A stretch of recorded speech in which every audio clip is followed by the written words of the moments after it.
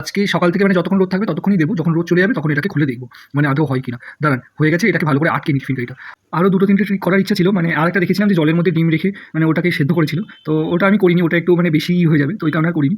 আর এখানে আমি রোদে দিয়ে দিচ্ছি, আর এখন এখানে রোদ থাকবে, পরে আবার এটাকে সরিয়ে দিতে হবে, কারণ এখানে সবসময় রোদ থাকবে না, মানে একটু পরে রোদ চলে যাবে। তো যাই হোক, পরে এসে আবার রোদটাকে সরিয়ে দেবো। আর এই দেখুন, গাছে কি সুন্দর জবা ফুল ফুটেছে, আজকেও 4টে ফুটেছে, আর সাদা জবাও ফুটেছে, আজকে দুটো মতন সাদা জবা ফুটেছে। আর চলুন, এই ডিমের খোসাটা আর ফেলবো না, এটা মানে সবসময় যখনই থাকবে তখন গাছ থাকলে বাড়িতে গাছের গোড়ায় দিয়ে দেবেন। এটা অ্যাকচুয়ালি ক্যালসিয়াম দিয়ে তৈরি, তো এটা গাছের ক্যালসিয়ামের পরিমাণটা লাগে, যেমন হাড়কুচি শিংকুচি এগুলো দেয়, তো ওগুলোর বদলে ডিমের খোসা ইউজ করতে পারেন। মানে আমরা ইউজ করে থাকি, অনেক নার্সারিতেও দেখেছি ইউজ করে। তো এই কারণে ডিমের খোসা ফেলি না, গাছের গোড়া দিয়ে দিই।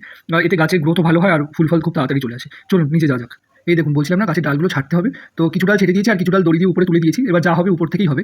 আর এখন বাজে প্রায় 11:30 মতন, সাথে আমার একটা বাটি নিতে হবে, আর ভাবছি টিফিন কারিটাও একটু সরিয়ে দিয়ে আসবো রোদের দিকে, এখনও এখানে রোদ আছে আর টিফিন কারিটা বেশ ভালোই গরম হয়ে আছে। তো চলুন একটু রোদের দিকে দিয়ে দিই। এই সামনে একটা মানে আছে, মানে এটার উপরে রেখে দিলে না, মানে যতক্ষণ রোদ থাকবে এরপর থেকে পুরো টানা রোদটা এর উপরেই থাকবে।